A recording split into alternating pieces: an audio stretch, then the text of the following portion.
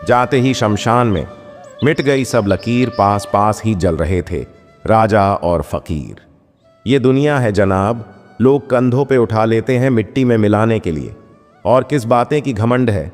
श्री कृष्ण कहते हैं, धर्म को आपनाओ अवधारणा है जिसका उपयोग विभिन्न संदर्भों में किया जाता है। धर्म का तात्पर्य नैतिकता, कर्तव्य, जीवन के नियम, सत्य, न्याय और आध्यात्मिकता से होता है। 1. धर्म के मूल सिद्धांतों का अध्ययन प्राचीन ग्रंथों और शास्त्रों जैसे वेद, उपनिषद, कुरान, बाइबल, त्रिपिटक का अध्ययन करें। धर्म के 4 प्रमुख स्तंभों पर ध्यान दें: सत्य, अहिंसा, करुणा और धर्मानुशासन। विभिन्न धर्मों की मूलभूत शिक्षाओं और उनके उद्देश्यों की तुलना करें। 2. धर्म का इतिहास और उसका विकास। यह जानना महत्वपूर्ण है कि धर्म कैसे विकसित हुआ और समाज में इसकी भूमिका क्या रही। धार्मिक सुधार आंदोलनों जैसे भक्ति आंदोलन, सूफी परंपरा और सुधारक संतों के योगदान को समझें। विभिन्न धर्मों के परस्पर संवाद और टकराव के ऐतिहासिक संदर्भों का अध्ययन करें। 3. धर्म का दार्शनिक दृष्टिकोण। धर्म और दर्शन के आपसी संबंध को समझें। भारतीय दर्शन जैसे सांख्य, योग, वेदांत और पश्चिमी दर्शन जैसे प्लेटो, अरस्तु, कांट का तुलनात्मक अध्ययन करें। जीवन, आत्मा, पुनर्जन्म, कर्म और मोक्ष जैसे दार्शनिक विषयों पर चिंतन करें। 4. आध्यात्मिक अभ्यास। केवल ग्रंथों का अध्ययन करना पर्याप्त नहीं है, व्यावहारिक अनुभव भी आवश्यक है। ध्यान, योग, प्रार्थना और साधना जैसी आध्यात्मिक विधियों को अपनाएं। स्वयं के अंदर आत्मनिरीक्षण करें और जीवन के उद्देश्य को समझने की कोशिश करें। 6. धर्म और विज्ञान का परस्पर संवाद। विज्ञान और धर्म के दृष्टिकोणों के बीच संतुलन बनाएं। यह समझने का प्रयास करें कि धर्म के नैतिक सिद्धांत विज्ञान की प्रगति को कैसे संतुलित कर सकते हैं। 6. समाज में धर्म की भूमिका। धर्म का समाज पर प्रभाव सकारात्मक और नकारात्मक दोनों पहलुओं को समझें। यह भी देखें कि धर्म कैसे सामाजिक एकता और सहयोग को बढ़ावा देता है। धर्म के नाम पर होने वाले संघर्षों के कारणों का विश्लेषण करें और समाधान ढूंढने की कोशिश करें। 7.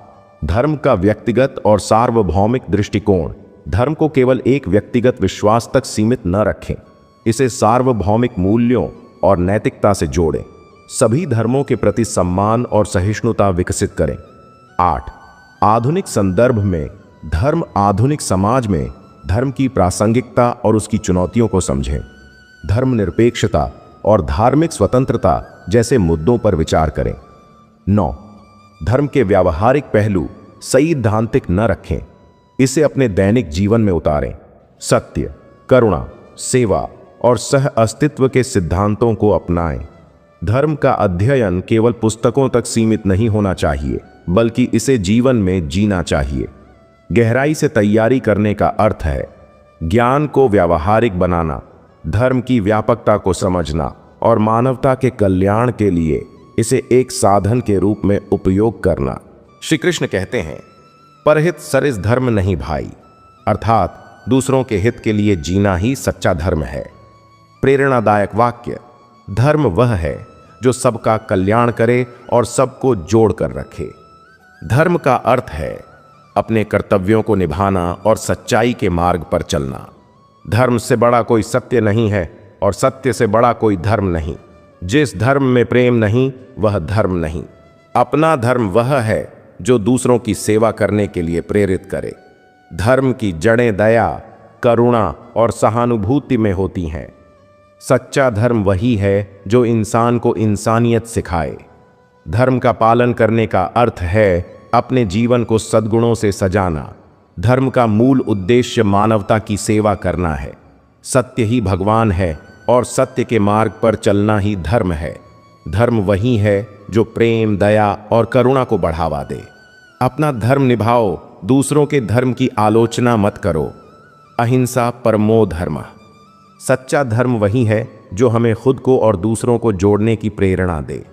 धर्म के बिना मानवता खोखली है और मानवता के बिना धर्म अधूरा।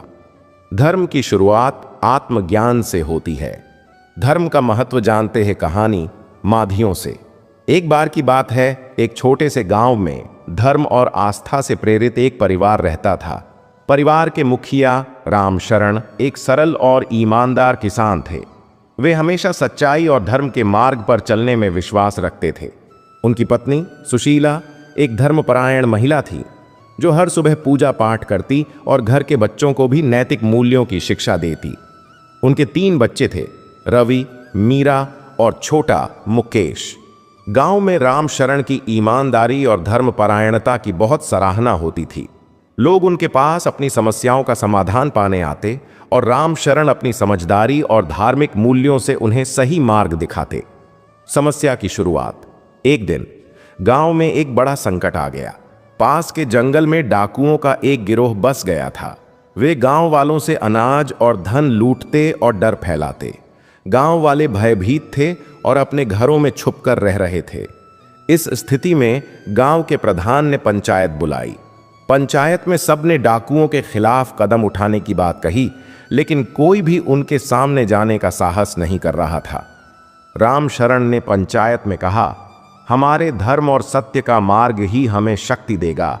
यदि हम ईमानदारी और साहस के साथ खड़े होंगे तो यह संकट भी टल जाएगा, लेकिन पहले हमें एकजुट होना होगा। धर्म और साहस का मार्ग। रामशरण ने गांव वालों को एकजुट किया। उन्होंने कहा, डर से बड़ा कोई शत्रु नहीं होता। अगर हम धर्म के मार्ग पर हैं और सच्चे दिल से काम करेंगे तो कोई भी हमें हरा नहीं सकता। गांव वालों ने उनकी बात मानी और योजना बनाई। उन्होंने डाकुओं को समझाने का फैसला किया। रामशरण ने कहा, हमें हिंसा का सहारा नहीं लेना चाहिए।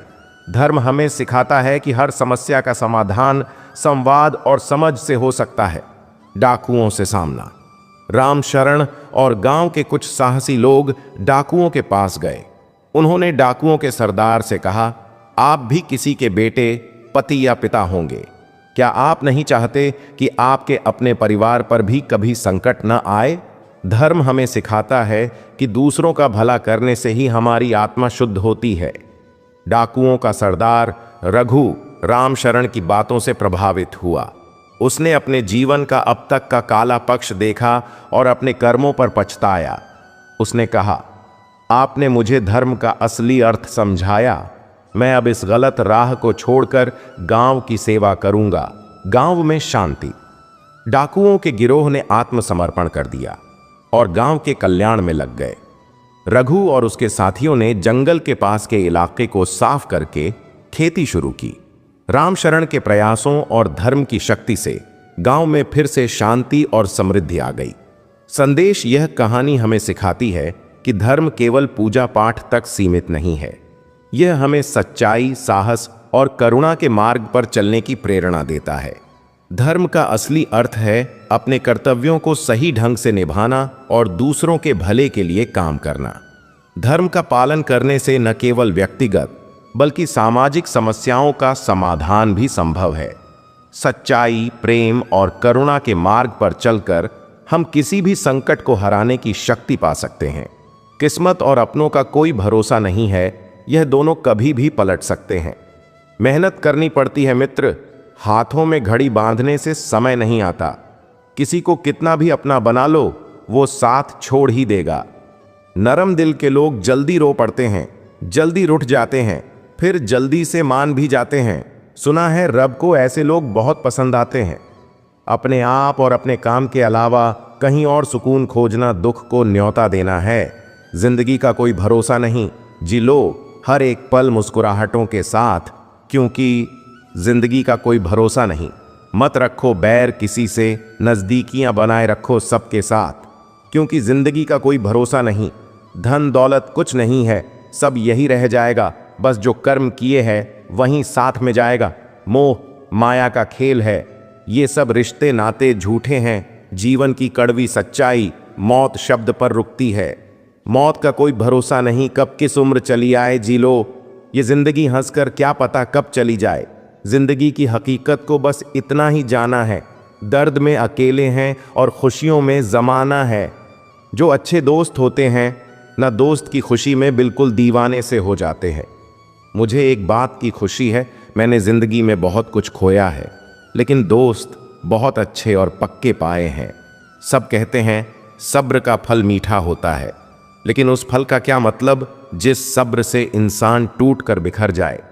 जिंदगी जब कभी आपको रुकी हुई सी नजर आने लगे ना, तो चुपचाप अपने पास वाले बस स्टेशन या रेलवे स्टेशन पर जाइए और एक गाड़ी पकड़कर किसी नए सफर पर निकल जाइए।